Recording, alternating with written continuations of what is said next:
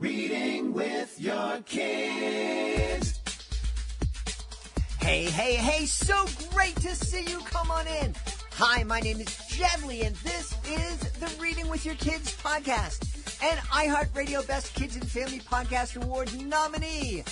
We're coming to you from the beautiful neighborhood of Reedville in the southwest corner of Boston, Massachusetts. We're so delighted that you're joining us in our mission to help families grow closer through reading. Please be sure to subscribe to the show on the iHeartRadio app, on Amazon Music, Spotify, Audible, Apple Podcasts, Stitcher Radio, Google Podcasts, wherever you find your podcasts. Our guest today is Dr. Regine Meradian. She is here to answer your questions on how best we can support our kids who may be dealing with stress and anxiety related to our opening up after this long pandemic. Before I invite Dr. Regine in addition to a little bit of stress and anxiety, I am feeling so much excitement over our reopening because it means that live events are happening again, and it means that the Reading with Your Kids podcast can be live and in person at some amazing events, and we have two coming up that we would love for you to be a part of. On August 28th, we will be on Cape Cod in Massachusetts at the Cape Cod Fairgrounds, being a part of Connect Fest, a fantastic family music festival. We've been involved with Connect Fest for like the past 10 years. It is always a good time. Our buddy Phil Joel, author of Redwoods in Wales and a member of the Newsboys in his own band Zealand, he'll be there on the main stage providing some fantastic music with some other amazing recording artists. I'll be there providing magic on the family stage, and we will have our Reading with Your Kids tent.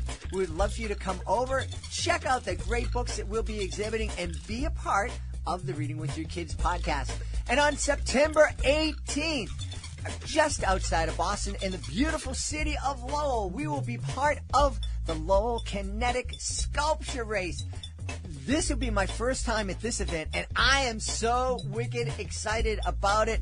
There's going to be all sorts of human-made, human-powered vehicles that are going to race over mud on the street and the water and the sand. It's going to be wild. We'll be there providing some magic. Also, our Reading with Your Kids booth will be there where you can meet some great books. You can also be a part of the Reading with Your Kids podcast. Find out all about it by going to our website, readingwithyourkids.com.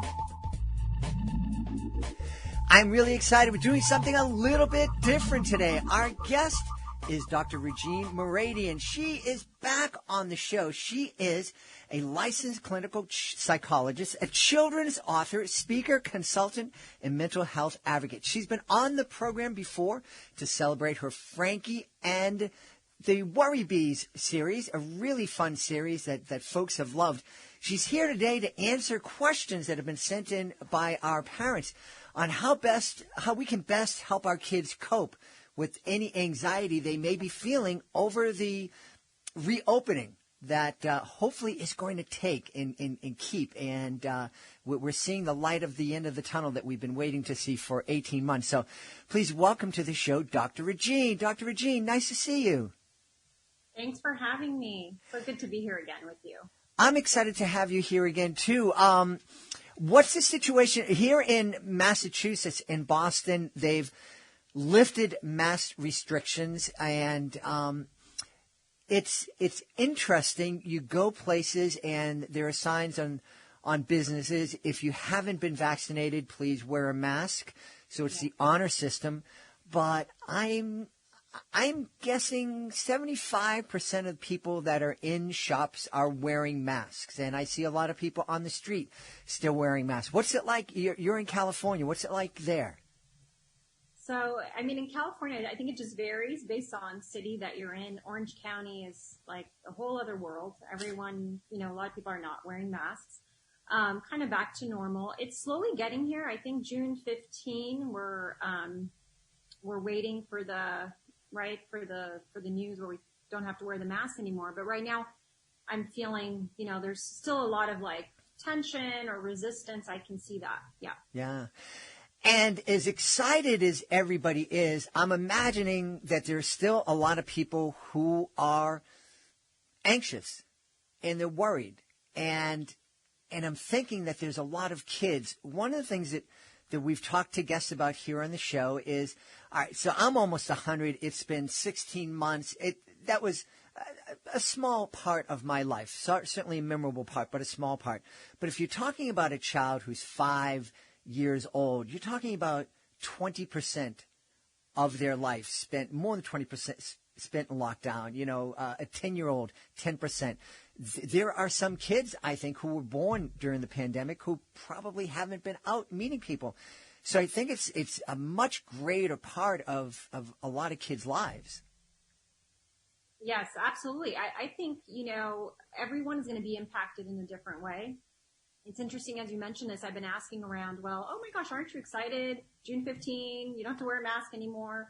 And when you're talking to teens and kids about it, a lot of them are like, oh, yay, awesome. But a lot of them are also saying, no, I really like to keep my mask on. And so when I ask the question why, a lot of times I'll get two responses. It's either, well, I really like to hide my face because I don't really have to show my emotions, right?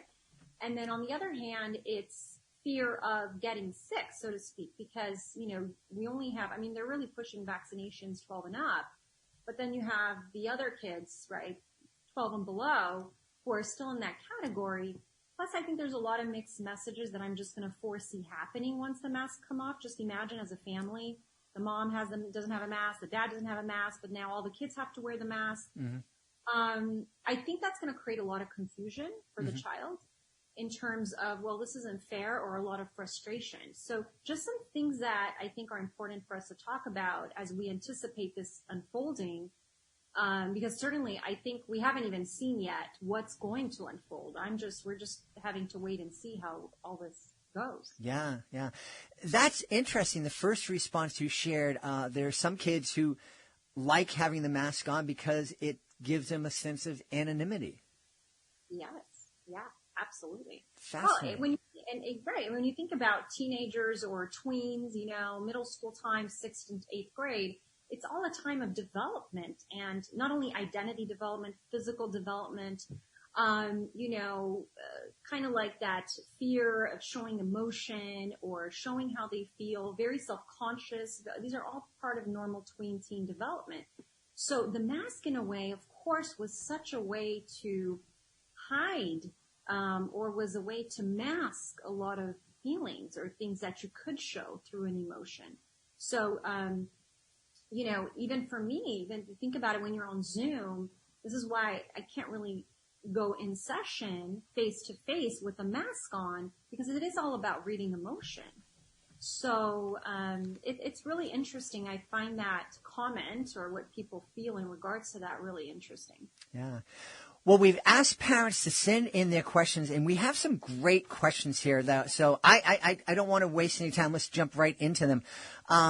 Katie from Rochester, New York asked, like a lot of people, my daughter has gained weight over the pandemic and is feeling really self-conscious and anxious about being seen by her friends. How can I best support her?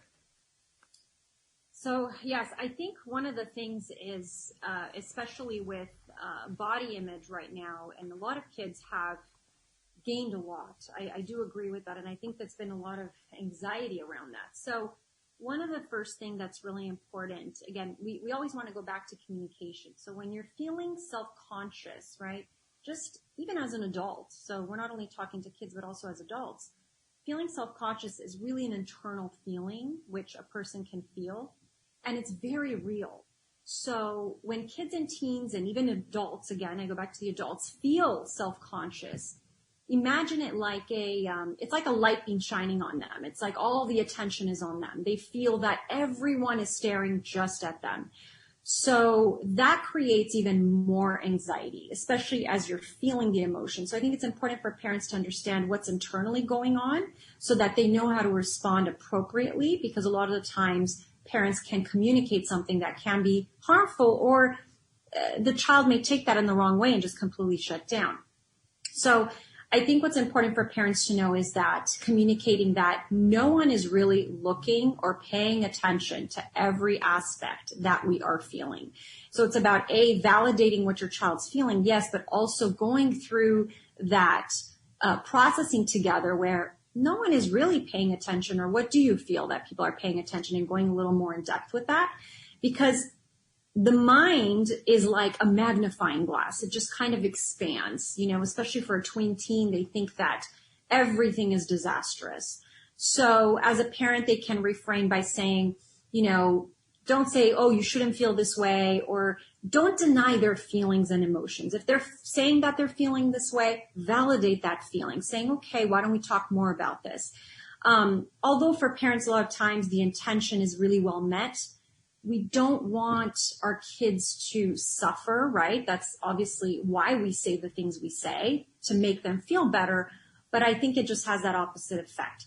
So allow them to express their feelings, allow them to express what they're feeling embarrassed about.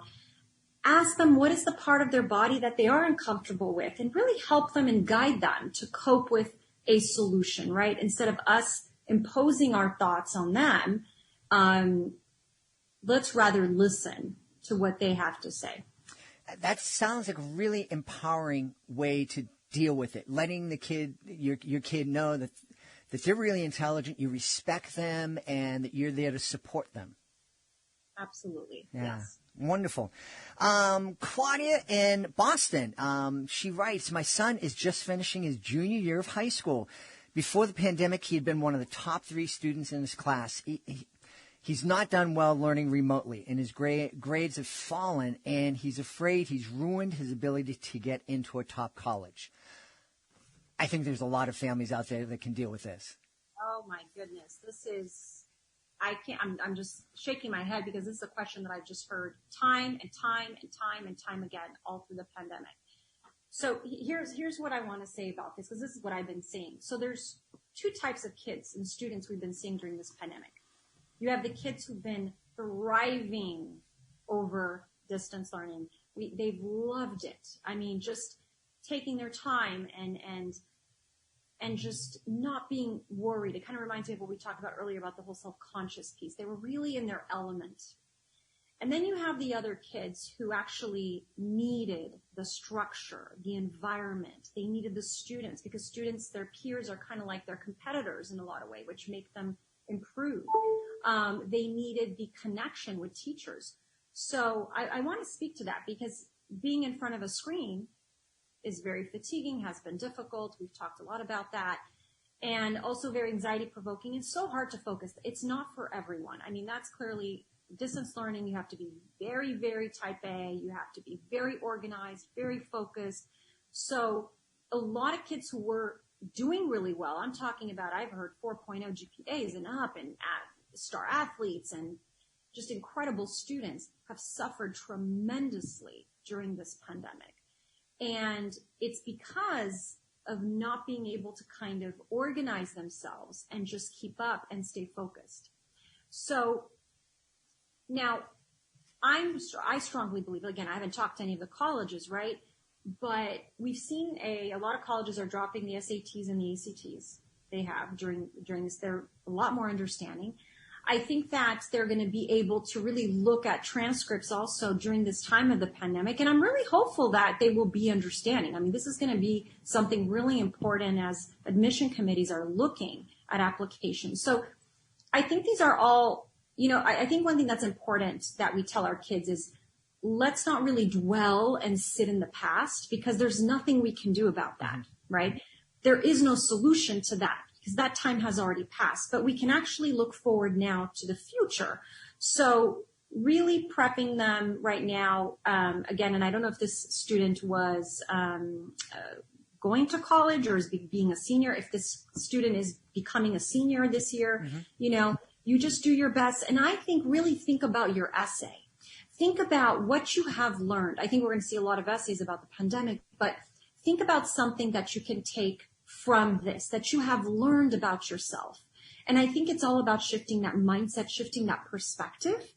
And maybe this is one of your challenges that you struggled with. Well, how did you come out of it? And really empowering them that way. Yeah. One thing that I think, especially for kids who are overachievers, high achievers, intelligent in that way, that school's really important to them. And where they're going to go and what their goals are and expectations. I think it's important to kind of help them level back to where we're at in reality and push them towards that area of, well, what have you learned from this? I think that's the core thing here, because it's a life lesson. Yeah, it really is. And that's great advice. And it's interesting. You know, these questions just came in. We put them down in the order that they came in. Some kids have really struggled over Zoom, and some kids have thrived. Brian in Dundee, Oregon wrote that my daughter loved and really thrived during remote learning. She's kind of upset that school will be in person again come fall and is really anxious that she'll not be able to maintain the grades she's been getting this year. So same issue, but the opposite side of it. The opposite. Oh, and I really feel for these kiddos because, again, I've seen both ends. So for the kids who really thrive during remote learning, you know, I think what's really important is for them to reflect back, okay, at what were the things that worked for them during remote learning. This is a time of reflection, sitting down and really organizing your thoughts. And what was your best study habit during this time? What did you like about remote learning, right? So that you can transfer those skills, which are, again, the positives, things that you took away from it, into your school life right now when we go back in person. So I think this is one thing that's important and we fail to see, because a lot of times kids get so stuck in the now and they can't see the future. They can't see the light at the end of the tunnel. They just really get stuck in, well, this worked for me and I just don't know how else to look at it. So I also think in relation to this is that another reason kids have really loved remote learning that they have not really thought about is pre-pandemic. These kids were so overbooked. And again, I can't speak to this person specifically, but if this person was very overbooked, didn't feel like they had time for anything, right? Or felt embarrassed in the classroom to raise their hand, or were socially anxious. Absolutely. Can you imagine putting them now in an environment where they're taking their time, they're at their leisure, they do their work when they have to or when they can? Everything shifts in your mindset. So maybe just for this case or this question, this is a person who really needs more time and maybe overbooked, and to really look at what their life looked like and what is it maybe that they can eliminate from that. Also talking to the teacher, like, you know, during distance learning, this really helped me. I benefited from that extra time. But again, you have to go back to reflecting what worked, right? So the parent can sit down with the child and really reflect back, well, why did you really like remote learning? What was helpful for you during that time? And those are all good things that you can carry on now in the fall. I was going to say this idea of reflecting and looking at what works. It shouldn't just be for the end of a pandemic. It should be something a family is doing on an ongoing basis, I'm guessing. Absolutely. Yes. I mean, I think a lot of these skills and things that we've learned, I think we've learned so much about ourselves just during this time that we realize what we like. Look at companies right now. They're shifting from working in office to remote. They're like, wait a minute, we don't need an office space anymore. We can function this way and be more effective and cost effective. So I think just as a world, just in general, everyone is kind of shifting and reflecting on what did work. And that's what should bleed in to going forward, because these are all solutions, right? It doesn't necessarily have to be all negative all the time. Mm-hmm. Yeah. This next question comes from your neck of the woods out in Tustin, California. Terrence, he says, my child is really confused and anxious about all the debate that's going on around masks and vaccines. And I'm really confused and anxious too. How can we know what information to trust? Wow. This is a CDC question, I feel. I know that I think this goes back to what we were talking about earlier about the mask. And look, I have to agree with Terrence on this, because I think we're all confused as we come out. Let's just talk about June 15 mandate right now in California. No masks. I think it's going to go back to processing what that anxiety is with the child and within yourself. And again, the vaccine is a very personal thing. I mean, it's a choice, right? I think that it's what makes someone comfortable. Don't want to get into too much into all that, but I think at the end of the day, if the parent is confused and anxious, I always like to remind parents that your child's going to feel confused and anxious. So maybe it's all about also going through your own emotions and clarifying that for yourself, and then having that conversation with your child, and also saying, look, I'm confused and anxious too. I think that's okay. This is all about us sharing how we are feeling and taking it day by day. I think that, especially with anxiety, when our mind tends to take us so far off in the future that it just triggers all these emotions. It's like a volcano effect, a domino effect almost. And that's when we just start thinking and overthinking and becoming anxious and worried about things that haven't happened yet. So just like we entered this pandemic, we exited, the vaccine was found, people did get vaccinated, some didn't, we're returning to school slowly. Same thing, let's take our time with this, and let's not expose ourselves to too much media, and let's really think what's good for our family and what works for us. I love that. As parents, we need to think about what's best for our family. We make those decisions together, parents talking together. So important. Sonia down in Trujillo Alto, Puerto Rico, she writes in to say, my son is on the autism spectrum. Are kids on the spectrum going to have a harder time readjusting to the return to in-person learning? Yeah, so I always like to say, so I don't specialize necessarily with autism. However, I can speak more in general to kids with disabilities and who have really struggled just along those lines. They've been really impacted this year, definitely impacted, because remember that it's been a difficulty also on parents. It's been difficulty because these children, especially on the spectrum, haven't had that, I want to say, social networking that they used to have in their environment. Again, I don't know how old this child is, but not having that one-on-one support has definitely going to have an impact, like on any child. Now, the good news are, I feel, and what I've been seeing is teachers and staff are very understanding. You know, they've been really working together. I mean, based on what I've seen as a team, to really help these kids and help all kids. And, you know, kids are resilient. I'm hearing a lot of talks about regression. Did my kid regress? You know, my kid hasn't learned as much this year.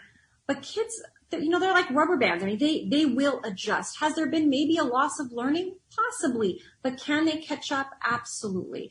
So I think this goes not for just kids on the spectrum, but with all children. Let's say if you feel that your child's been really behind in math because Zoom didn't work for them and they needed that one-on-one, consider maybe getting some additional tutoring. Or there's so many programs that are free online, like IXL or different kinds of areas where they can practice math daily, or English or anything. I like IXL.com because it has math and reading and literature, and I'm not affiliated with them, but I really like their core curriculum. And that could be something that a parent can kind of slowly implement. With kids with autism, it's usually more the social connection that can, you know, be a little bit regressed, but it's something that I feel they're going to bounce right back into. So that's really the hope. Yeah, yeah. Justina in Rensselaer, Indiana said, my son has never attended school in person. We didn't put him in preschool, and the past year he experienced kindergarten remotely. He has a lot of extra energy, and I'm not sure he's anxious about attending school in the fall, but I'm anxious. What do you say to Justina?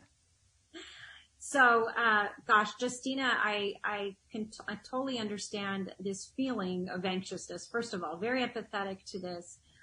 You know, this reminds me of us as families just getting so attached to each other during this pandemic, right?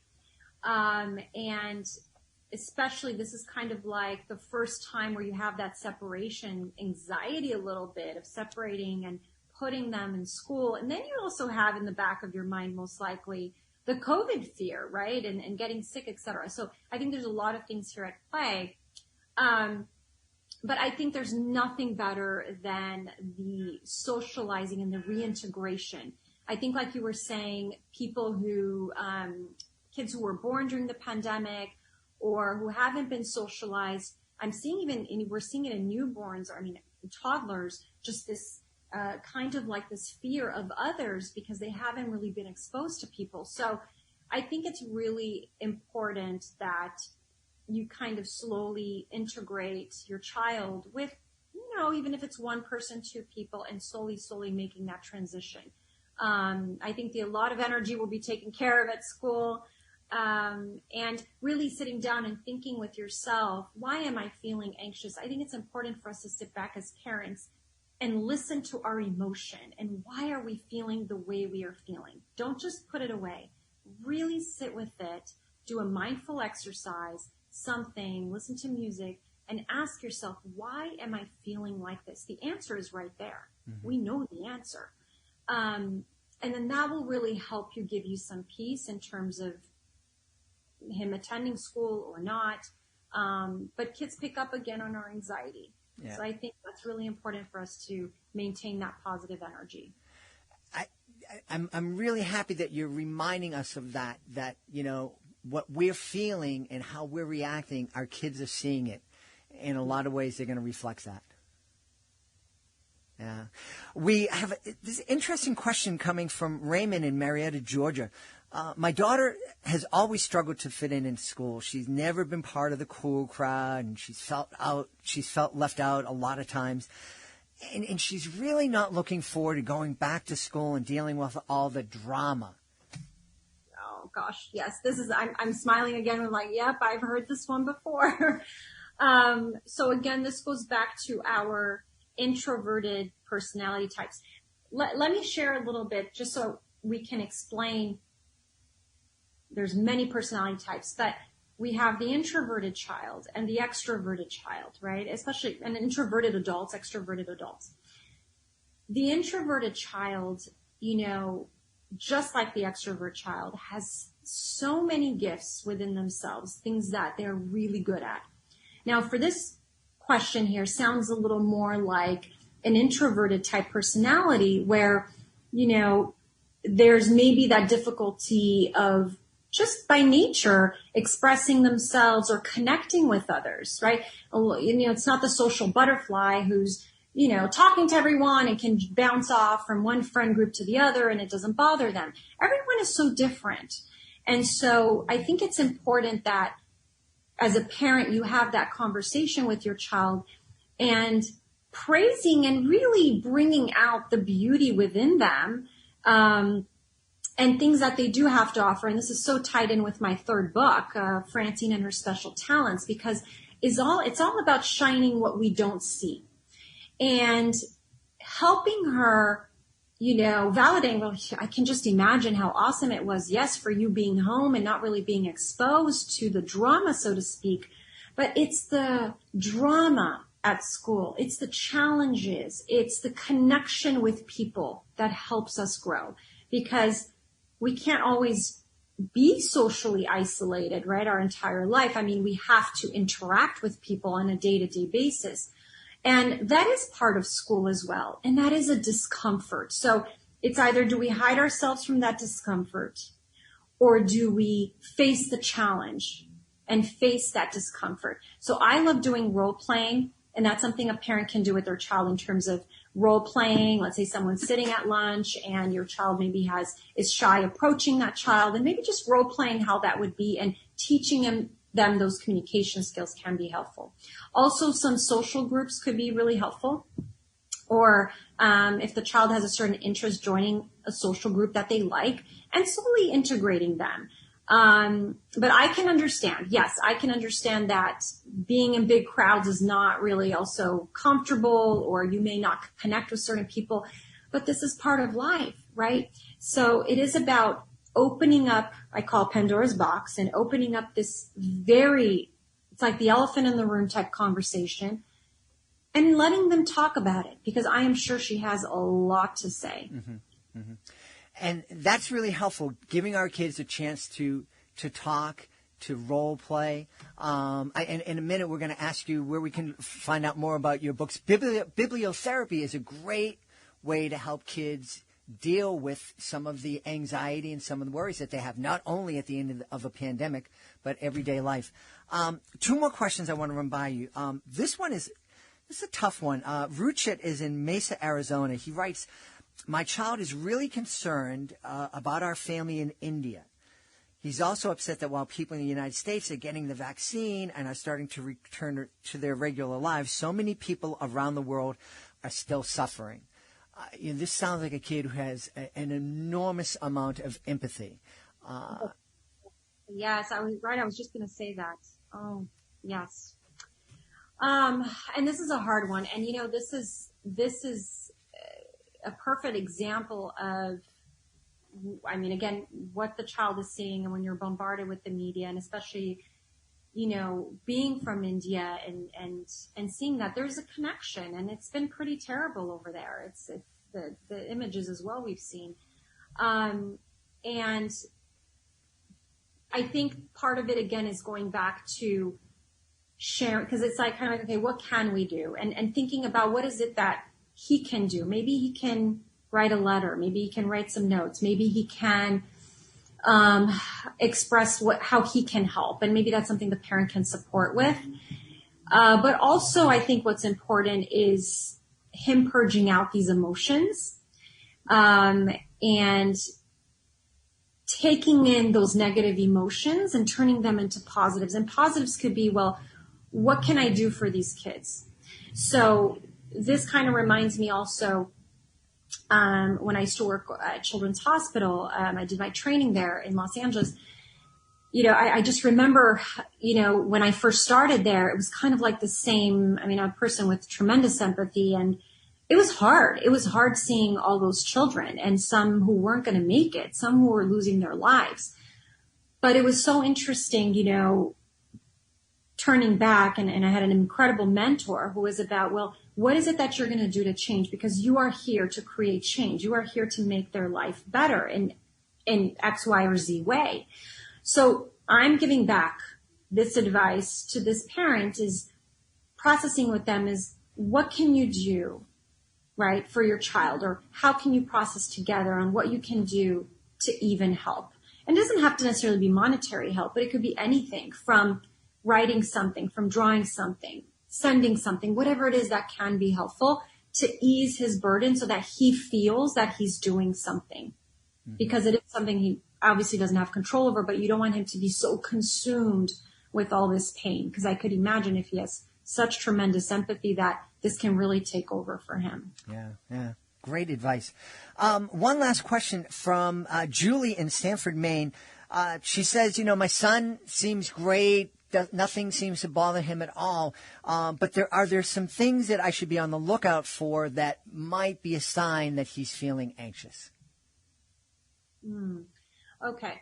So I think that one of the important things with anxiety is that when you look at kids in their younger years, as early as the preschool years, anxiety can be present.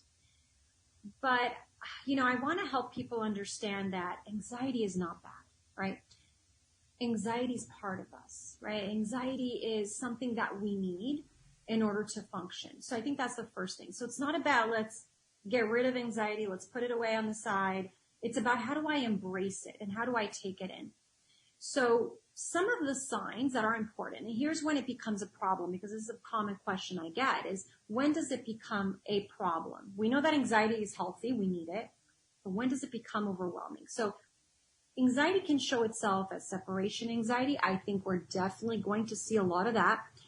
And separation anxiety could be not wanting to go to school, stomach aches, not wanting to separate from a parent, aggressive and irritable behavior. Again, I go back to physical symptoms, headaches, stomach aches, school refusal, etc. Other common physical symptoms in children can also be lack of appetite, insomnia. They may be crying for hours on end. They can't be soothed. So really, it's about the parent paying attention to a lot of these signs. Also, nail biting, right?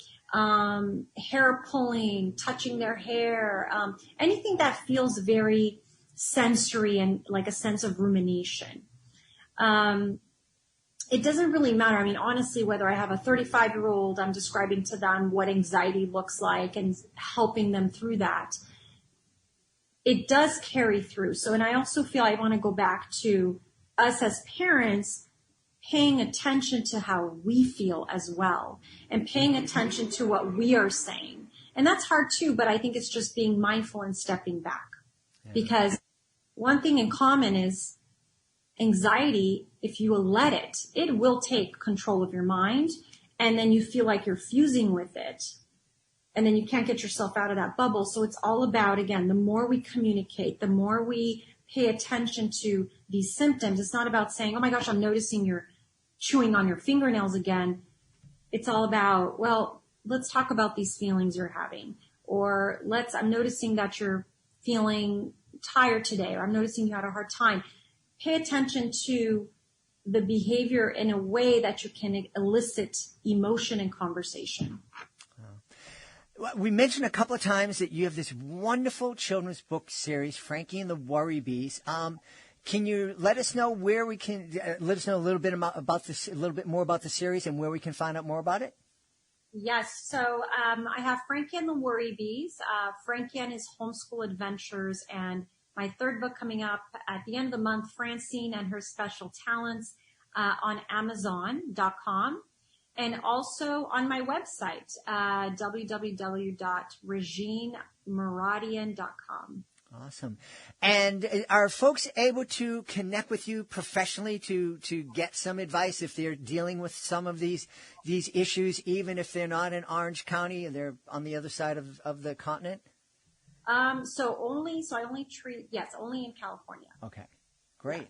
Well, we've had a really fascinating time chatting with our friend, Dr. Regine Maradian.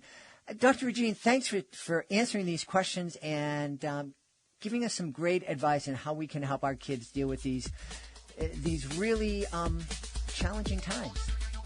Thank you for having me. I mean, amazing questions. Please be sure to join us for the next episode of the Reading with Your Kids podcast. Our guest will be Gretchen Cadillac. She'll be here to celebrate Am I Your Favorite?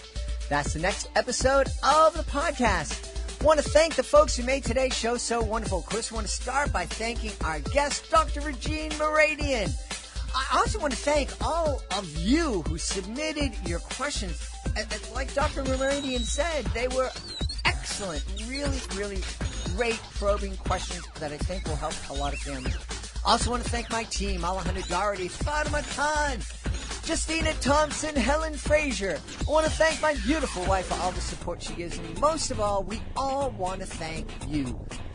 You did a wonderful job. You didn't think 18, 19, 20 months ago you were going to be able to get through this pandemic. You didn't think you could be your kid's teacher, your kid's best friend, your kid's coach, but you did it. You did a great job. Thank you so very much. And thank you so much for taking the time to make the world a better place by reading with your kids. I'll be looking for you in the next edition of the Reading with Your Kids podcast.